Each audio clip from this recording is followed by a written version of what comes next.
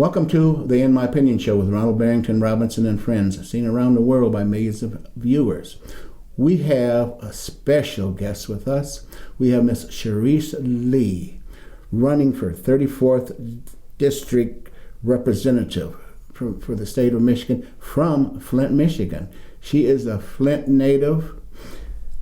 Miss Lee has exemplary credentials. Thank you. Tell our viewers a little bit about yourself. Sure, thank you. So I am a veteran. I joined the military, the United States Army, when I was 17 years old. I served 6 years and then an additional 2 years in active reserve duty, so a total of 8 years, and I received medals for my service, and also I was honorably discharged. And so I worked as a 42 Alpha, which is a human resources specialist in the military, in a military police unit. I am an attorney. I've been an attorney for the last 3 years. I've worked for major corporations, Fortune 200, Fortune 50 companies. I've done lots of work for them in negotiations for collective bargaining agreements to representing them in court in arbitrations for disputes. And I've done all of that in quite a short bit of time here in the past 3 years. And so right now, currently, I work as an assistant director for Michigan State University College of Law. I'm active in, pumping out the next generation of lawyers who are going to, make big changes and differences in the world. And so I enjoy my work that I do there.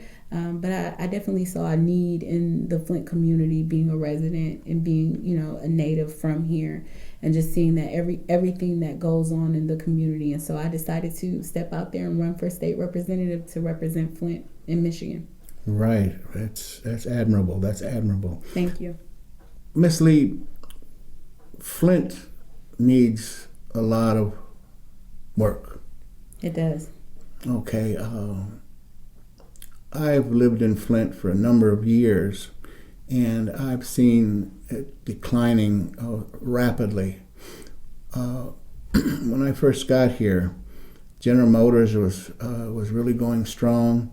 Now, if you go up to the north end, you can see all the way to Grand Blanc almost. Mm-hmm. And I think, in my opinion, the powers that be in those days didn't take care of their responsibilities. Okay, what are your priorities when you hit, when you're elected right off the bat? Sure. So my priorities are, one, to make sure that we focus on economic development for the city of Flint. It's very interesting that you talk about GM and you talk about, we used to have a population of 200,000 people, and GM used to employ 80,000 of those people. Now we have a population of less than 100,000 people, and GM employs less than 6,000 people here in the city of Flint. And so when you have that type of population decline and deindustrialization, meaning that we're losing those manufacturing jobs and things like that, we have to replace it with different industries and different jobs. So you'll see around the Flint area that education has been one of those things that has replaced some of the jobs that have gone, right? So we have U of M, Flint downtown, we have Michigan State University, they have a health program here. We have Mott Community College that has been, a pillar in the community, but we have these educational structures, we have catering, things like that are expanding, but we still need more jobs, right, for people. And so you'll wonder and you'll say, well, how can we do that? And so we can look at using alternative energies like solar and wind power to make sure that we replace, since we have to replace our infrastructure due to the water crisis, we can look to also make sure that our community are the people who are working to do those repairs. And so we have problems, but we don't take people outside of our communities to fix those problems. What we do is employ the people who are in our communities to fix those problems. Now we have a workforce, and we also have us building our communities, and something that we can be proud of. And so my second priority would be really focusing on fixing everything that we can and righting the ship about the Flint water crisis, right, and environmental justice. We, on one hand, we have the economic development piece, but we also need to think about our health, and we need to think about our children and our communities and people who were affected by the water crisis, and not just on the health side, but how they were affected financially. I think we hear a lot of people talk about lead poisoning, and which is so important, in other types of poisoning that has happened to our communities, and Legionnaire's disease, and 13 people have died. Sure. That by far tops all of these things. But when you talk about rebuilding and healing a community, you have to think about those people who were affected that were dry cleaners, right? They use water as the main source of their business. How about hairdressers? They use water as a main source of their business. Carpet cleaners, Sure. They use water as a main source of their business. So you have all of these people who rely on this resource for their economic benefit as well, right? So you have health, we have health issues, we have economic issues, we also have educational issues, which is my next priority, right? Because we have children who now, public education is a way that you can pull yourself up by your bootstraps, right? It's Absolutely. a way that you can, I know because I've done it. I grew up in poor. I mean, we had food stamps and, all these kind of different things. And I told myself that I would get my education and learn how to have a sustainable income for myself. And so I became a professional. I became an attorney. And if I wanted to, I could work for a company or I could open my own law firm, Absolutely. right? And so I took my direction of my life into my own hands. But how did I do that? By being able to have a professional degree and a professional license, and I obtained that by getting an education. And so all of these things that we're talking about today, they intersect, right? Absolutely. When your family can afford to get you tutoring, or they can afford to put you in sports that build character and do things like that, or they can afford to take a day off to come see your games and encourage you as a child, all of these things play into, if I can't afford daycare, how can I work overtime? Absolutely. And all of these things. So there's a myriad of issues and problems that we have to address in Flint. And I know that, people may argue about what's more important, but I do know that when you have money, you can solve a lot of problems, right? So number one, economic development and being self-sufficient on your own and being able to start a business, right? And to have opportunity to be able to say, hey, this is something I want to do. And the red tape for me being able to do it, or it's gone now. And I'm able to reach out to the Michigan Economic Development Corporation and say, hey, I want to start this business. And how can I do it, or who can help me, right? We need to make sure that people have access and people know how they can make their dreams come true. And Flint needs more people like you. No, thank you. Okay. I appreciate that. And with the number of colleges here in Flint, I don't understand why that they haven't adapted those ideas that you have, that you just spoke of. Okay. And it's a shameful waste of humanity, in my opinion. Okay, and I mean, I'm not knocking Flint, because Flint is, is my adopted issues. home. Yeah, but we still Okay. have issues that we need to address, right? And there's nothing wrong with speaking on the issues that Flint has and saying, hey, this is how we can be better. But we have to chart a plan to being better, and we have to be strategic about it. We can't just say, well, why won't somebody fix this? We have to come together as a community and say, these are the resources that we're going to allocate, and this is how we will do it, and this is how we will build by community and neighborhood by neighborhood. I know a lot of people are upset about feeling like there's only development in downtown and not in our neighborhoods, and we have to take our neighborhoods back and take control and say, hey, these are the things that we want to see. Just like, I'm not sure if you've heard, but the North Flint Food Market So they have decided we don't have a grocery store on the north side, and they've decided that we will invest as a community together $250 per person to bring a grocery store. I mean, something that you need in every community, right? Absolutely. And so I've given to that. I've invested in that, and I believe in it because it's us doing the groundwork and not waiting on someone else to do the work for us. Exactly, because any city that wants to progress needs more than dollar stores. That's okay, true. and these mom and pops stores, there's nothing wrong with, because they're business folks, but okay, they're sapping the dollars, from the poorest of the poor. Okay, with these enormous high prices that they charge the customers. But that's a great idea, in terms of developing, the north side and the east side needs a lot of attention. Exactly. All of it. I mean, even when you think about even College Cultural, I lived there for quite some time, so I grew up on the north side, and then we moved about junior high. No, actually not junior high, but high school. We moved to the College Cultural neighborhood over by Court Street and Mott Community College.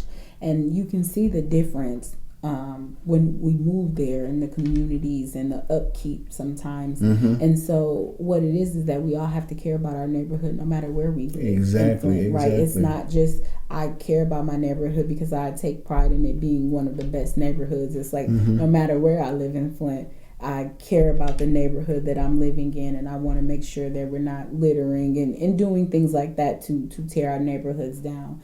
And so it's very important, I think, that we invest in the generations that are coming up to say, hey, this is how Flint looks now, but you remember Flint differently than I do, right? I'm 30 years old, so the Flint I remember was on its way downhill when I was growing up, right? And that's what we were used to, hearing GM jobs are leaving, hearing that they're closing plants, right?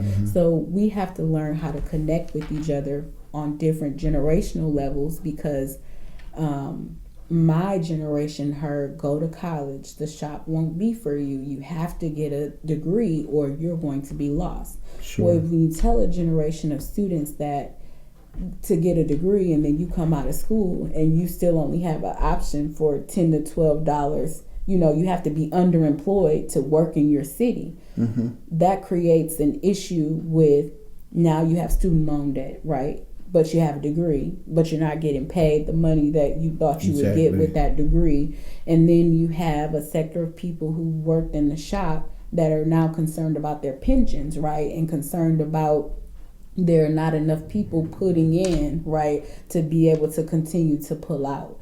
And so there are all of these concerns where we should all be concerned about each generation. It's very interesting to me. I was speaking to someone and someone said, what are you going to do for young people? And we have to have a plan for each generation. We can't just only focus on young people. We have to be just as concerned about my grandmother's pension, because my grandmother's not about to go back to school and get a degree and go back to work. She's not going to do that. But I'm concerned about her because I want her to maintain her quality of life while she's here. And I don't want her to have to move to Florida where they're not, or to a state where they're not taxing pensions, and not to live out her years with my family. Absolutely. And so it's very important that we find a way to understand that all of these things affect us, however we want to look at it. We want young people to have jobs because you don't want them calling grandma and asking for money. You want them to be self-sufficient and have their own families. I can't tell you how many young people I know now that don't want to have families or have children because they're just feeling bogged down with debt and how they're going to be able to make more money or how they're going to retire. And that all affects the risks that people are willing to take if they're going to start a business or to do things like that. Absolutely. When you get into the State House, you're going to meet a lot of people, okay?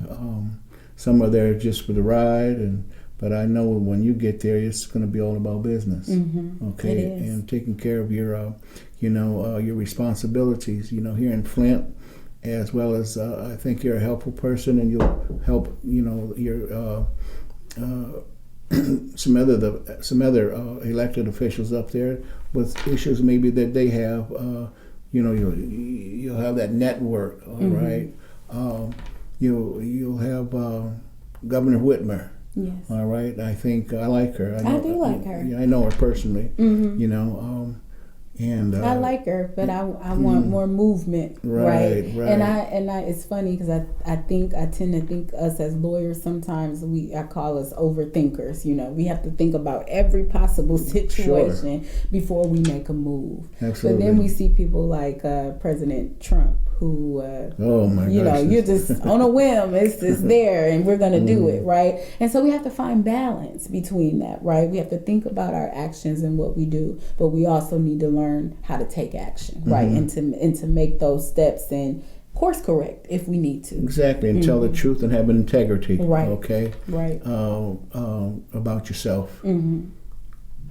So sounds good. Yeah. It sounds good, but and I know you'll be a great advocate for Flint. I mean, Flint's a nice city. All right, it's just that. It just seems like it can't catch a break. All right, if it's not the water crisis, it's it's the drug thing. Crisis. It's the health crisis. Okay, in addition to the poison water, and then just industry and the depopulation and industrialization and how we're doing work now. I mean, just think about, I have a friend who works for GM, and he told me that they were informed that there are going to be, some layoffs at Detroit Hamtramck, and also some layoffs coming they're going to look to retool and looking at doing some different, I think, possibly some type of electric cars and things like that. And so that will reduce the workforce even more in a sense of, how many people you need to do certain jobs. But that doesn't mean that, sometimes that makes us scared of innovation and scared to use certain, alternative energies or things because we're scared that, if we move to alternative energies like using solar and sun, that coal business or these things will fade away. But as one industry that's not helpful to our health and to the environment moves out, and we have another one, we have to promote this industry. Absolutely. And also understand why it's good for us and good for our health and good for the world as a whole, because we have to leave this world in a good place for the following generations that come after us. And I think that's what's so important about looking at the way that we do business and alternative energies and making sure, because we can train people just like we were number one in the car industry, we can be number one in solar and in alternative energies and being the pioneer as we were for car building. We can be the pioneer for this and train our workforce to be ready. In the last 2 months, I've seen a rollout of a solar roof on a car to run it. Also, I have solar lights around my home, right? So do I. So we know the power of it. How much money do you pay for that every day? You don't. No. You bought it. It attracts rays from the sun and it shines bright in the night. And so not only is that going to reduce consumer bills, it's going to reduce how much energy we're using, and it's going to make us more effective and more efficient. Exactly. And when we're replacing and rebuilding our infrastructure, we've got to do it with these new alternative energies, and we have to provide incentives to do so. And there are bills in the House right now that are there to provide incentives to commercial businesses and also residents for using solar. Exactly. So Michigan is already heading that way, and we need to train a workforce. We have so many people that are ready to work in Flint, ready to have good paying jobs, ready to work those hours and make Flint better, make the state of Michigan better, right? Exactly. And so I'm really looking for us to pioneer and be a leader. There are people who have been advocating for this, the Sierra Club, the Michigan Conservation League. We have got to listen to these people who are screaming and saying, because I would say maybe like, I think it was probably about 10 years ago, you start hearing about solar and alternative energies, and you're like, these people are crazy. We're not going to be able to harness energy from the sun and do all these things, but people are pulling water out of thin air. Sure. Yeah, have you seen those? It's called Soul Air. So what they're doing is they're taking solar and they're taking these moisture from the air to create purified, filtered water. I've heard of it. So I've seen it on TV. We've got to get on it, because Exactly. this will be, can you imagine a company that's pulling water and moisture from the air and selling purified bottled water? Bring that to Flint. People who need pure water. Exactly. Right? And jobs. All right. And, your ideas are great, especially I've had solar around my house for probably the last 10 years. Because, I got tired of paying them high... Those high utility bills. Yes, and the biggest thing is that there are rebates being offered by since I'm a veteran, I use the VA home loan, and they told me that if I put solar or made these upgrades for solar energy and things like that they would give me funds to do so. Absolutely. Right? So they are encouraging it, and they have a pool of money for it. We need to tap into that. Absolutely, absolutely. And your ideas, the ideas of solar and renewable energy, because whether people like it or not, coal is on the way out. All right, we just have to get the powers that be that's being paid off by the lobbyists. Yes. All right. And it's not good. It's not good for the environment. We know Exactly. that. We know that. And so and then you look at these electric cars. They charge themselves when you drive them. These things. You know that if you use solar lights, it'll lower your energy bill. You said it, you've used it yourself. And so when you're looking at a town that needs economic development, that needs better resources when it comes to environmental pollutions and PFAS and illegal dumping and things like that, we've got to make sure that when we're making policy decisions that we're keeping the people in mind. Exactly, and I hope that when you get to the State House, you'll present those ideas, and because they're great. Thank you. Okay, and Flint will be much better off, and you'll have employment for literally thousands of our young people. Okay, and middle age and retirees. Anyone who wants to work. Exactly. And we have the space. We have the housing. We have it. We have this. Before, when GM was booming, you couldn't find a house, right? I've done my research. It was hard to find somewhere to live. People were staying in homes with other people. People were rushing from everywhere, New York, down south, California. It was like the gold rush. Hey, come here, get you a good job, get good benefits, get you a home, be a part of this booming industry. People will move for opportunity. Right, and Flint at one time was the top in the nation in terms of dollars. Yes. Okay. Yes. And it could be that way again. Can Let's be just that take way people again. that are on the same page. Promoting this. Yes. And stay away from the naysayers. Right. All right. Right. And honestly, there are people who want to. There's nothing wrong with having industry. There's nothing wrong with having factories. Those are great. But we need to diversify our economy. We can no longer depend on one employer to employ our entire city. We need different opportunities for people. We need to push trade. When I worked for Lockheed Martin, we had a shortage of people who could do specific jobs.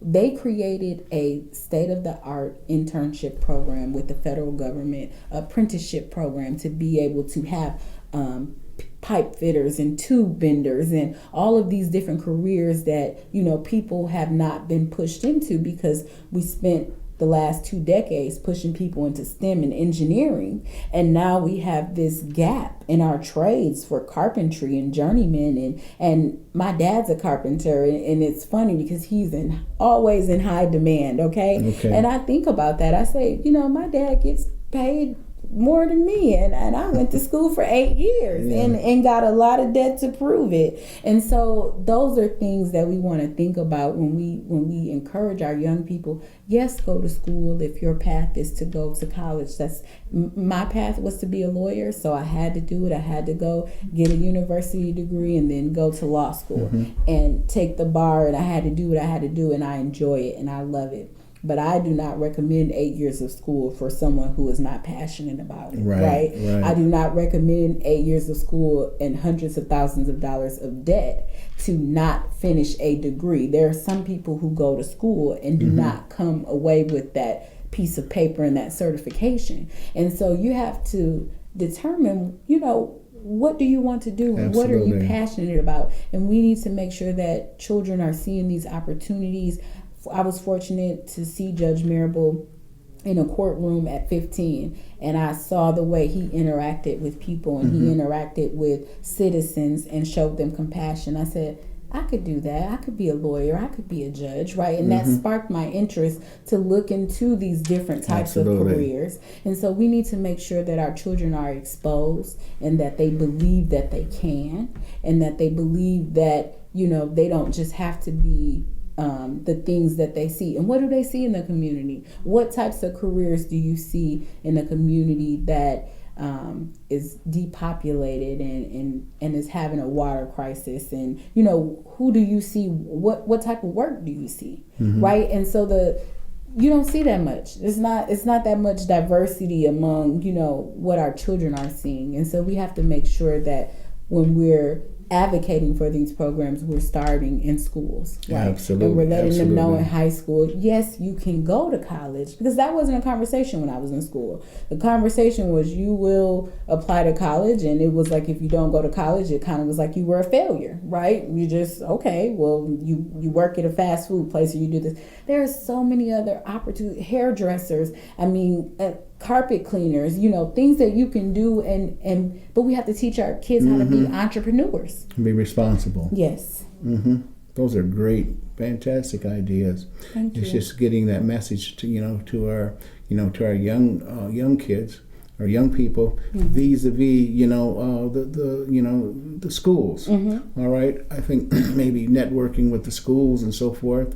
All right, but and in the state education department, right? Okay, to promote, because what you're talking about, all of those things are doable. They're very doable. They're doable. I do them now. I go to schools now, and I talk to children about being a lawyer. So it's important. Well, it is. It's good. It's good. And with the time we have left, I think you're gonna do well. Thank you so much. Okay. I appreciate that. You're gonna go far.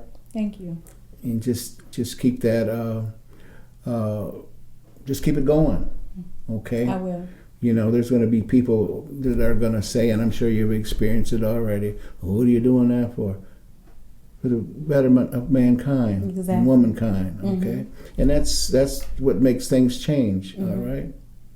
But I'm certainly glad to have you on the In My Opinion show. Thank you so much. Charis, Miss Lee.